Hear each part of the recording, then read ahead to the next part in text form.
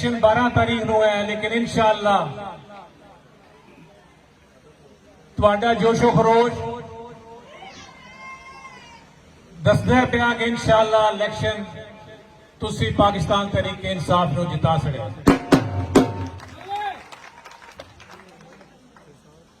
जितनी टीम मेरे दोस्तों भाइयों बैठी है, ये तमाम ये लोग खिदमत करने वाले लोग ने, इन्हां दा नाम खिदमत गुजार लोगों में शामिल होंदा है और इन्हां एक एक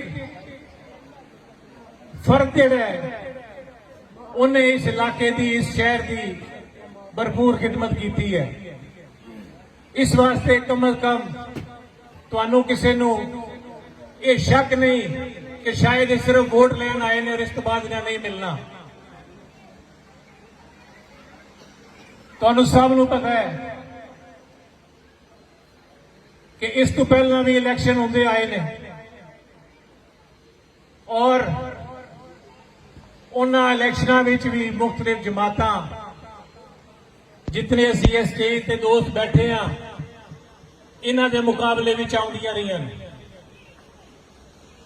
और 2015 का बलदियाती इलेक्शन जिहदे विच एक भरपूर ताकतवर जमात जिहड़ी इकतदार विच सी वो साडे सारे दोस्तां दे मध्य मुकाबला आई ते अल्लाह ताला ने तुहाडे सारे बुजुर्गां भाइयां दोस्तां की मदद दे नाल सानू इस शहर विच एक भरपूर कामयाबी दी और सारे शहर को एक भरपूर इज्जत मिली।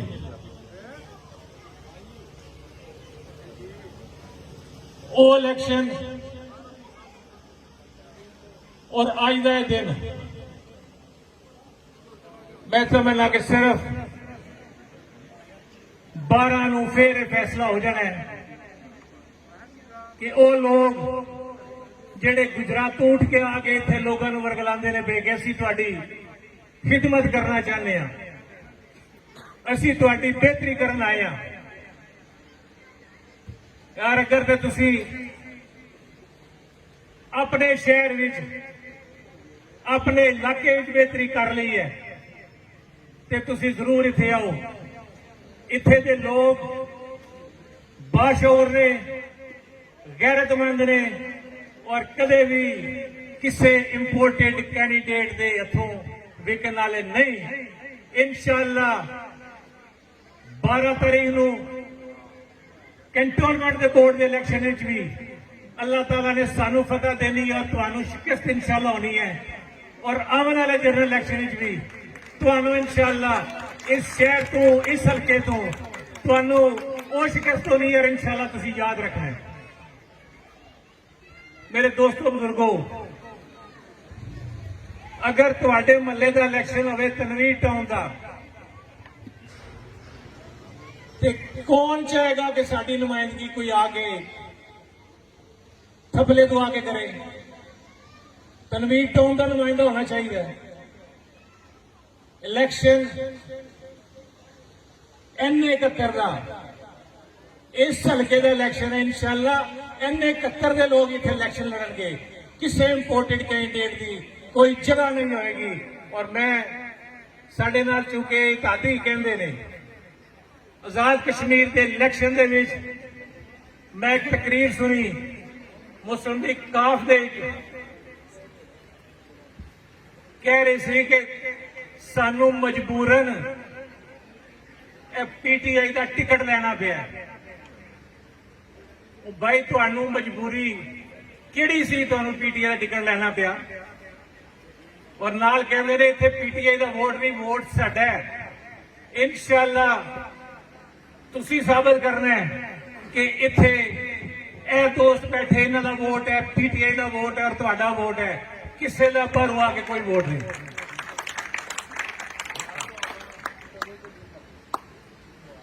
चौधरी गुलाम अहमद तुहाडे उम्मीदवार एक शरीफ नफ्स उम्मीदवार ने, तुम्हारी खिदमत के वास्ते इंशाअल्लाह वो कैंटोनमेंट के अंदर 24 घंटे हाजिर ने। उन्होंने मिलने वास्ते कोई अपॉइंटमेंट लैनी नहीं पैंदी।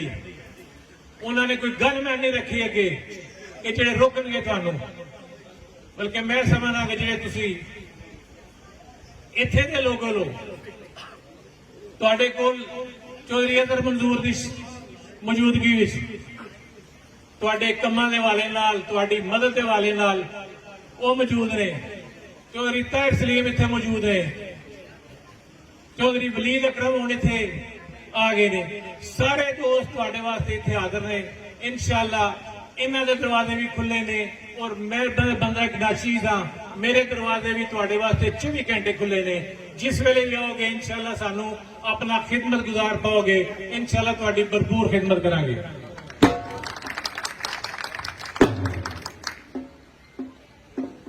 जितने दोस्त बैठे हो 12 तारीख ਨੂੰ अपने तमाम साथियों के नाल, अपने तमाम कुंबे नाल, देखो इलेक्शन है, एक एक वोट कीमती है। तमाम दोस्त भाई अपने अपने फैमिली समेत आके वोट कास्ट करो और इंशाल्लाह एक कामयाबी बल्ले की कामयाबी नहीं, इंशाल्लाह तुम्हारी कामयाबी है। और ये इमरान खान की कामयाबी है। इमरान खान इस मुल्क विच वाहिद लीडर है जिन्हें अपनी भरपूर कोशिश के नाल अगर कोरोना आया तो गरीब नूं 12-12 रुपया बगैर किसी सिफारिश तो देता है। छोटे कारोबारी बंदे नूं बिजली के बिलों विच फायदा देता है, बिजली के बिल एडजस्ट किए ने। भरपूर तरीके नाल इस मुल्क का दफा किया है, बैरूने मुल्क तुहाडा मौका भरपूर तरीके नाल अदा किया है। कश्मीर के वाले नाल एक मजबूत अपना बयान रखा है। अगर किसी ने मैली अख ना करके वेख्या तो उन्होंने कोलों वो बदला लिया कि जिहड़ा अज तक पाकिस्तान की तारीख विच कोई नहीं लै सकिया। इंडिया के 2 जहाज सट के बदला लिया। इंशाअल्लाह इहो जी जरूरतमंद क्यादत नूं असीं मजबूत करिए, थल्लियों लैके उत्तों तक। जिस वक्त क्यादत मजबूत होगी इंशाअल्लाह मुल्क मजबूत होगा और उसका फायदा पूरे पाकिस्तान होगा। मैं तमाम दोस्तों भाइयों का शुक्रगुजार हाँ, बेखसूस जिहड़े मेहमान इत्थे आए ने, चाहे इरफान साहब आए ने, मलक अख्तर साहब, चाहे विकास मजीद, जितने दोस्त साथी आए ने, अरुण भट्टी साहब, मलक लियाकत साहब, मलक तनवीर साहब, चाहे अली साहब, मैं तमाम दोस्तों भाइयों का मशकूर हाँ जिहड़े इत्थे मेहनत करते हैं पे। इंशाअल्लाह असीं सारे मेहनत करके 12 नूं इलैक्शन पाकिस्तान तरीके इंसाफ रचोई गुलाम अहमद दे नाम करांगे और तुहाडे नाम आएगा इंशाअल्लाह। इस वार्ड के काउंसलर सारे तुसीं होगे। अल्लाह ताला तुहाडा हामी नासर होवे। पाकिस्तान जिंदाबाद।